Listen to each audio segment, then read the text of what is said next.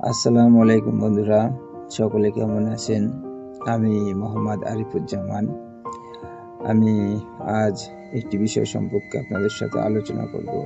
সেইটা হলো আল্লাহর নিকট সর্বশ্রেষ্ঠ কথা কি, সেটা কি আমরা সকলে জানি?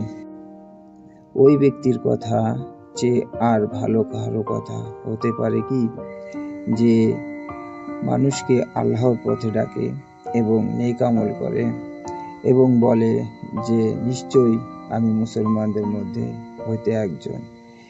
এটাই আল্লাহর নিকট সর্বশ্রেষ্ঠ কথা।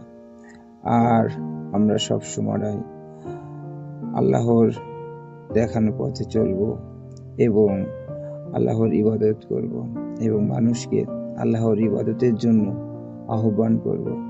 এর থেকে ভালো আর কথা এই পৃথিবীতে হতে পারে না। তাও আসুন আমরা সকলে নিয়মিত 5 ওয়াক্ত নামাজ পড়ি এবং মানুষকে নামাজের জন্য আহ্বান করি। সকলে ভালো থাকবেন। আসসালামু আলাইকুম। আল্লাহ হাফেজ।